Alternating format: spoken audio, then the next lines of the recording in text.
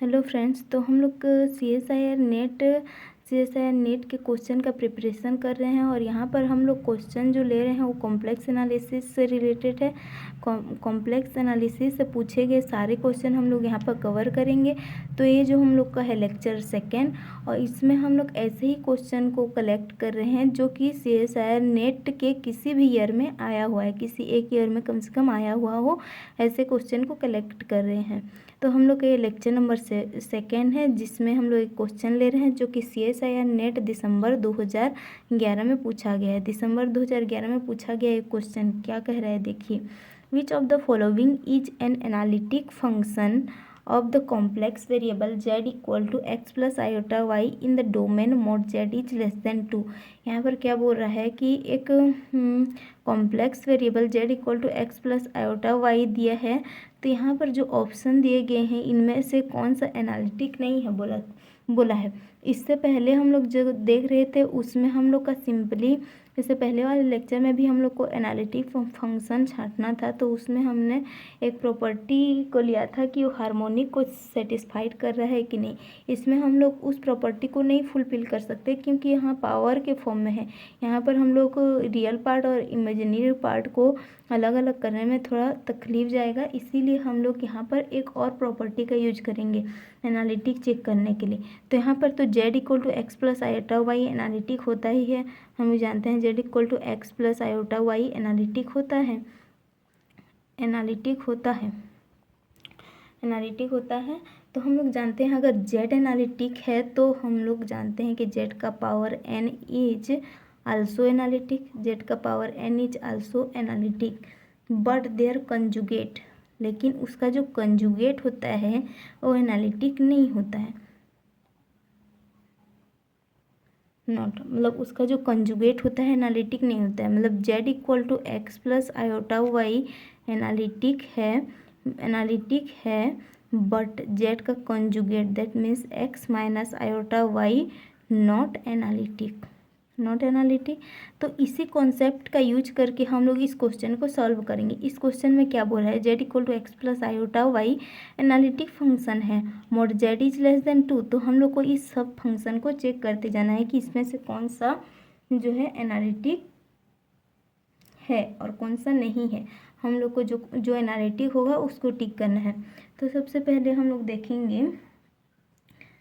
देखेंगे यहाँ पर 3 plus X minus iota Y का पावर 7।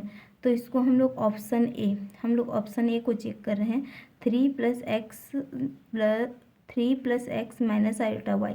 तो हम लोग इसको कैसे लिख सकते हैं, 3 प्लस जेड का कॉन्जुगेट का पावर 7। तो यहाँ पर हम लोगों ने अभी एक प्रॉपर्टी कहा था कि किसी भी हम लोग का जेड वेरिएबल का उसका कॉन्जुगेट जो होता है वो नॉट एनालिटिक होता है। तो यहाँ पर कॉन्जुगेट यूज हो गया, इसीलिए यह नॉट एनालिटिक हो गया, ऑप्शन ए नॉट एनालिटिक। अब हम लोग ऑप्शन बी में जाएंगे। ऑप्शन बी क्या हम लोग का 1 प्लस जेड का पावर 4 है। ऑप्शन बी को देखो, ये जेड का वैल्यू है और यहाँ से जब हम लोग माइनस को बाहर निकालेंगे तो एक्स प्लस आयोटा वाई मिलेगा जो कि हम लोग का जेड है। तो ऑप्शन बी को हम लोग कैसे लिख सकते हैं, ऑप्शन बी को मैं यहाँ लिख रही हूँ 1 प्लस जेड का पावर 4 और ये 7 माइनस जेड का पावर 3। तो यहाँ पे हम लोग क्या बोले थे, अगर जेड एनालिटिक है तो जेड का पावर में कुछ भी रहे एन कोई भी नेचुरल नंबर रहेगा तो एनालिटिक होगा। तो ये हम लोग का क्या हो जाएगा, एनालिटिक हो जाएगा। क्योंकि हम लोग पार्ट बी का प्रिपरेशन कर रहे हैं इसीलिए हम लोग को सी और डी ऑप्शन में जाने की ज़रूरत नहीं है। यहाँ से हम लोग बोल सकते हैं डायरेक्ट कि हम लोग का ऑप्शन बी राइट आंसर है। हम लोग यहाँ जो है ऑप्शन बी राइट आंसर होगा तो बोल रहे हैं, लेकिन हम लोग क्रॉस चेक करने के लिए सी एंड डी को भी चेक कर सकते हैं। सी एंड डी को चेक करेंगे। लेकिन सबसे पहले एक प्रॉपर्टी में बताना भूल गई, अगर z हम लोग का एनालिटिक है तो z का पावर एन आल्सो एनालिटिक, ये तो होता है, लेकिन z का कॉन्जुगेट एनालिटिक नहीं होता है। इसी तरह हम लोग अंडर रूट z भी निकालते हैं तो ये भी नॉट एनालिटिक होता है, नॉट एनालिटिक। मतलब z का पावर हम लोग का z का पावर 1/2 हो गया तो इसको हम लोग एनालिटिक नहीं है बोलेंगे क्योंकि ये एनालिटिक नहीं होता है। अब हम लोग ऑप्शन नंबर सी में देखेंगे। ऑप्शन नंबर सी में देखेंगे तो हम लोग सी को कैसे लिख सकते हैं, जो सी ऑप्शन है हमारा ये कैसे होगा, 1 माइनस यहाँ पर 2x है, इसको हम लोग माइनस एक्स लिख सकते हैं, माइनस आयोटा वाई का पावर 4, और यहाँ पर हम लोग लिख सकते हैं ये 3 minus X minus iota Y का पावर 3। तो यहाँ से हम लोग जब इसको लिखेंगे ऑप्शन सी को, तो हम लोग का होगा 1 माइनस एक्स, यहाँ से माइनस को बाहर निकालेंगे तो ये माइनस जेड का पावर 4, 3 माइनस जेड का पावर 3 ऐसे होगा। तो यहाँ पर z और z ये तो एनालिटिक होते हैं, तो इससे हम लोग का यह जो ऑप्शन थर्ड है ये एनालिटिक हो जाना चाहिए था। लेकिन जो हम लोग का x होता है, जो z होता है x प्लस आयोटा y से मिलकर बना होता है, जो कि x कभी भी एनालिटिक नहीं होता है, x कभी भी एनालिटिक नहीं होता है। तो इसी कारण से ऑप्शन सी हम लोग का एनालिटिक नहीं हुआ। अब हम लोग ऑप्शन डी को देखेंगे। ऑप्शन डी क्या कहता है, x plus iota Y minus 1, X plus iota Y minus 1। Option D x plus iota Y minus 1 का पावर 1/2। तो हम लोग डी को कैसे लिख सकते हैं, z माइनस 1 का पावर 1/2।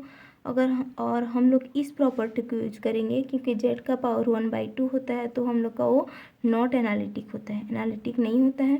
तो यहाँ से z माइनस 1 का पावर 1/2 है, इसीलिए ये नॉट एनालिटिक हुआ। इसी तरह हम लोग सभी ऑप्शन को चेक करते गए तो सिर्फ ऑप्शन नंबर बी एनालिटिक हुआ, बाकी सब नॉट एनालिटिक हैं। तो हम लोग का इस क्वेश्चन का आंसर जो है ऑप्शन नंबर बी है। सो इसी तरह का वीडियो देखने के लिए हमें फॉलो करें। Thank you so much.